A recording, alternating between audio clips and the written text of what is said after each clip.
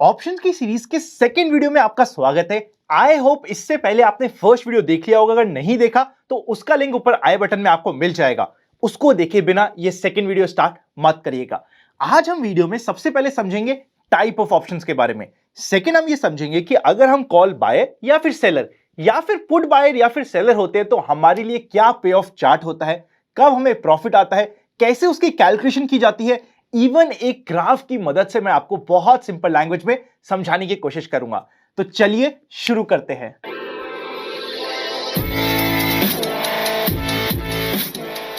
सबसे पहले हम टाइप ऑफ ऑप्शन के थ्रू ऑप्शंस को डिवाइड करने की कोशिश करते हैं। दो टाइप के option, American option, European option. American option एक ऐसा ऑप्शन होता है जिसे आप किसी भी दिन एक्सपायर कर सकते हैं। सपोज करते हैं आपने कॉल बाय कर रखा है। कॉल बाय करना मतलब कि राइट टू बाय को बाय कर रखा है, तो आप कभी भी जा सकते हैं कॉल सेलर के पास कि ए कॉल सेलर, तुमने मुझे राइट टू बाय सेल किया था, मैं आज अपने स्टॉक बाय करना चाहता हूं, लाओ मुझे मेरे स्टॉक्स दो।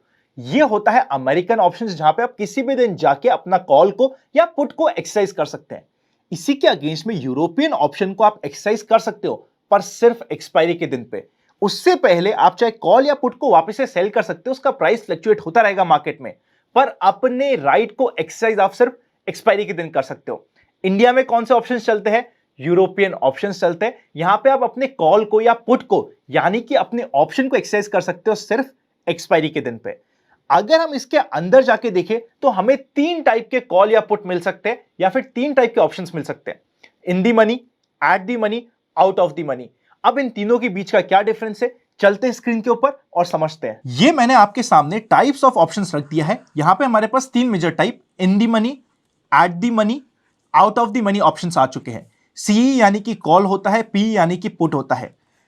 इन दी मनी होने का सिंपल सा मतलब यह होता है कि आपको पॉजिटिव कैश फ्लो मिलना चाहिए जो भी उस पर्टिकुलर ऑप्शन को होल्ड कर रहा है, अगर उसे इमीडिएटली एग्जीक्यूट कर लिया जाए तो। मतलब पहले ही दिन जिन्होंने भी उस पर्टिकुलर ऑप्शन को बाय किया है, प्रॉफिट होना चाहिए। एग्जाम्पल हमारा सेम है, करंट मार्केट प्राइस चल रहा है एसबीआई का 500 रुपीज। इन दी मनी क्या होगा कि आपको राइट मिल जाए एसबीआई को बाय करने का 480 रुपीज पे, या फिर 500 के नीचे नीचे जितने भी ऑप्शंस हुए वो सारे के सारे इन दी मनी हो जाएंगे, बिकॉज पहले दिन आप प्रॉफिट में हो। आप बाय कर पा रहे हो एसबीआई को 480 में, 460 में, 430 में, किसी भी प्राइस में, और मार्केट में प्राइस चल रहा है 500। आप पहले दिन प्रॉफिट में आ चुके हो। एट दी मनी क्या होता है? जो हमारा करंट मार्केट प्राइस चल रहा हो उसी प्राइस का हमें कॉल बाय कर ले तो वो हो जाता है हमारा eight the money. Out of the money ये होता है कि जो प्राइस चल रहा है उसको पहुंचने तक, मतलब जिस भी लेवल का आपने कॉल बाय किया है वो आउट ऑफ दी मनी है, वो पहले दिन प्रॉफिट में नहीं है। एसबीआई को आपको प्रॉफिट में लाने के लिए मेहनत करनी पड़ेगी। एक बार मेहनत करेगा फिर वो प्रॉफिट में आएगा। 500 के ऊपर के जितने भी कॉल है, फॉर एग्जांपल 520 का अगर आप कॉल बाय करते हो तो पहले एसबीआई को 500 से लेके 520 तक चलना पड़ेगा। 520 के ऊपर जब मूव करेगा तभी आप प्रॉफिट में आओगे। तो इसे हम कह देते हैं आउट ऑफ द मनी, कि पहले दिन जो भी ये ऑप्शन बाय कर रहा है वो प्रॉफिट में नहीं है, वो आउट ऑफ द मनी है। अगर एसबीआई उनके डायरेक्शन में मूव करता है तभी हम प्रॉफिट में आ सकेंगे। ये हो गया है कॉल के बारे में। ये होता है जब हमें लगता है कि स्टॉक बढ़ने वाला है तब हम बाय करते हैं कॉल, और तभी जब हमें लगती है कि मार्केट में तेजी है तब हम बाय करते हैं कॉल। जब हमें लगता है कि मार्केट में मंदी है, कि स्टॉक टूटने वाला है, तो हम ऑब्वियसली बाय करते हैं पुट, क्योंकि पुट हमें देता है right to sell a particular security at a particular price, चाहे मार्केट में कितना ही प्राइस उसका टूट जाए। अब आप प्रॉफिट में कब रहोगे? 500 रुपए तो प्राइस चल रहा है, पर अगर आपके पास एक ऐसा राइट आ जाए कि आप 500 रुपए के ऊपर भी अपने स्टॉक को बेच सको, फॉर एग्जाम्पल 510 रुपीज में अगर आपको अपने स्टॉक को बेचने का राइट मिल जाए, आप पहले ही दिन 10 रुपए के प्रॉफिट में नहीं हो गए, आप पहले दिन 10 रुपए के प्रॉफिट में हो गए। इससे हम कहते हैं इन दी मनी, क्योंकि पहले दिन हमारा पॉजिटिव कैश फ्लो होना चाहिए। यहां पे 510 हो सकता है, 540 हो सकता है, कोई भी प्राइस हो सकता है, पर वो 500 के ऊपर का होना चाहिए। एट दी मनी सबसे सिंपल है, जो हमारा प्राइस चल रहा है मार्केट में उसी प्राइस के अगर हम ऑप्शन में काम कर ले तो वो एट दी मनी हो जाता है। पुट के केस में आउट ऑफ दी मनी क्या होगा कि आपने पहले दिन में लॉस में हो, आपने तो बाय किया है फॉर एग्जांपल 470 का पुट, आपको प्रॉफिट में लाने के लिए स्टॉक को टूटना पड़ेगा। सबसे पहले 470 पे आना पड़ेगा, फिर जितना वो 470 के नीचे जाएगा उतना आपके लिए प्रॉफिट हो जाएगा। तो ये हो गया हमारे लिए आउट ऑफ द मनी। यहां पे आपको राइट टू सेल मिल रहा है पुट के केस में, इसलिए जितना वो नीचे टूटेगा उतना आपको फायदा होगा। आपको लग रहा है कि ये स्टॉक टूटने वाला है, इसलिए आपने पुट को बाय किया है। पुट को बाय किया मतलब कि आप मंदी खेल रहे हो। मंदी खेल रहे हो मतलब कि आपने आउट ऑफ द मनी का अगर पुट को बाय किया है तो 470 500 के नीचे के जितने भी पुट हुए वो सारे के सारे हो जाएंगे आउट ऑफ द मनी। अब हम चलते हैं सेकेंड टॉपिक पे जो आज को हमें डिस्कस करना है, वो है पे ऑफ चार्ट। देखिए, अगर हम पे ऑफ चार्ट पे जाए तो सबसे पहले हमें यह समझना पड़ेगा जो भी हमारे ऑप्शन का प्रीमियम होता है, देखिए वो दो चीजों से बनता है। पहले होता है उसका इंट्रिंसिक वैल्यू, सेकंड होता है टाइम वैल्यू। एग्जांपल मैं आपके लिए ऊपर रख देता हूं। अभी हम एसबीआई की बात करते हैं जिसका करंट मार्केट प्राइस चल रहा है 500 रुपीज। हमें बाय करना है एसबीआई का कॉल 530 रुपीज का, जो हमें मिल रहा है 10 रुपीज में। जो ये 10 रुपीज का प्रीमियम है, इसके यूजुअली दो कंपोनेंट होते हैं। सबसे पहला कंपोनेंट होता है इंट्रिंसिक वैल्यू, सेकंड होता है टाइम वैल्यू। इंट्रिंसिक वैल्यू का मतलब होता है amount of the option is in the money, मतलब ये कि ऑप्शन कितना इन द मनी है, उसकी जो वैल्यू निकल के आती है वो होता है इंट्रिंसिक वैल्यू। यानी कि क्योंकि ये हमारे लिए out of the money call option है, 530 आउट ऑफ द मनी हमारे लिए कॉल ऑप्शन है, तो यहां पे इंट्रिंसिक वैल्यू हो जाएगी 0।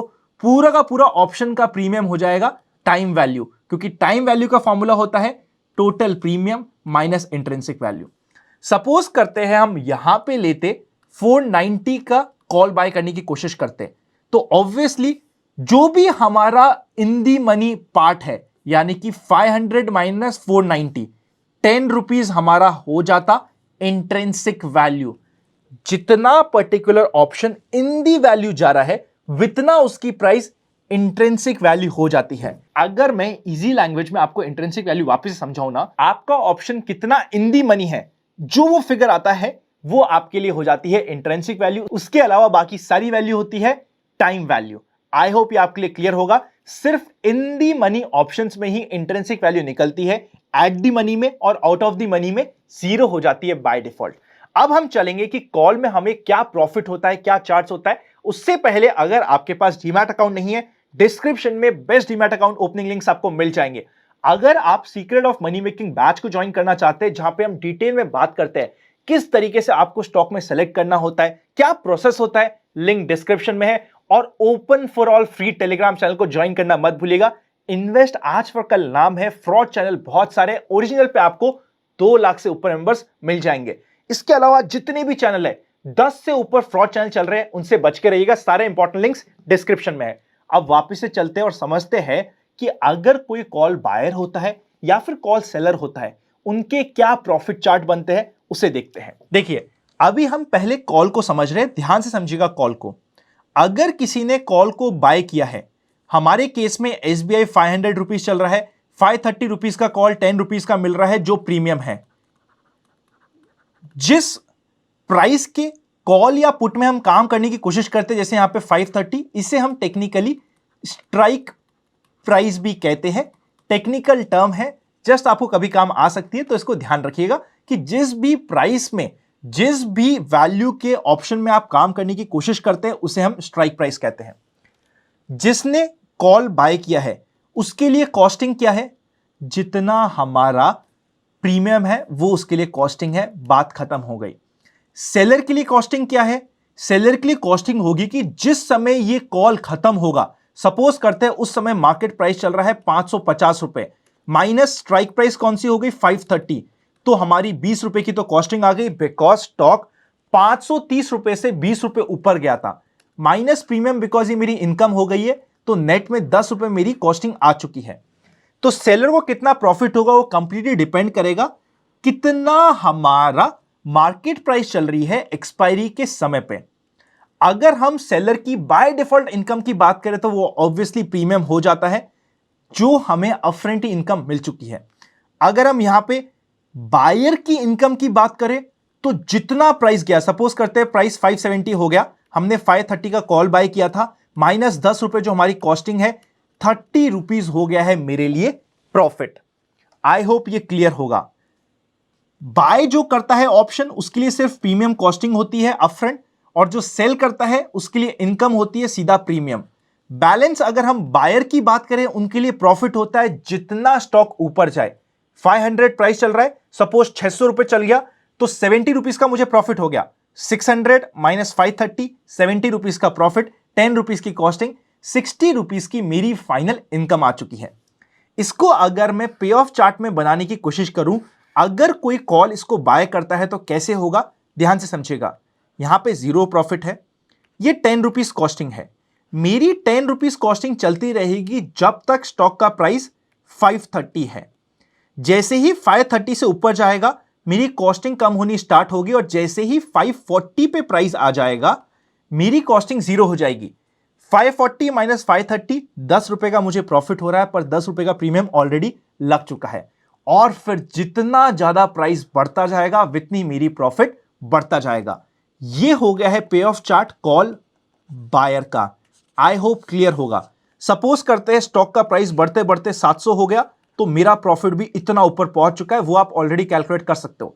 ₹700 में कैसे प्रॉफिट कैलकुलेट होगा, 700 माइनस 530 जो हमारे सामने निकल के आता है 170 माइनस 10, ₹160 का प्रॉफिट हो जाएगा अगर प्राइस चले जाएगा 700 पे। तो जितना प्राइस बढ़ता जाएगा उतना कॉल बायर का प्रॉफिट बढ़ता रहेगा।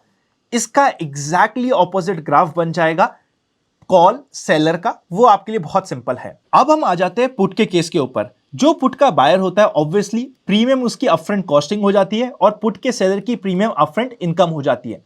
अब फाइनल बात करें, जिसने पुट को सेल किया है वो ये समझ रहा है कि स्टॉक का प्राइस बढ़ने वाला है। जिसने पुट को बाय किया है it is a right to sell, उसको लगता है कि स्टॉक प्राइस टूटेगा। ठीक है ना, इतना आपको पता है। अपन इसकी सबसे पहले इनकम निकालने की कोशिश करते हैं। अगर किसी ने पुट को बाय किया है तो उसकी क्या इनकम होगी। सपोज करते हैं स्टॉक का प्राइस रह जाता है ₹400। हमारे किस स्ट्राइक प्राइस का हमने पुट बाय किया था, 480 का। मतलब जितना 480 के नीचे जाएगा, हर ₹1 नीचे जाने पे हमें मिलेगा ₹1 का प्रॉफिट। ये पुट है, पीई इसका सिंबल होता है। 480 गया तो मुझे ₹80 का प्रॉफिट हो रहा है, माइनस मुझे 10 करना पड़ेगा बिकॉज ये मेरा प्रीमियम हो चुका है, ₹70 मेरा प्रॉफिट है।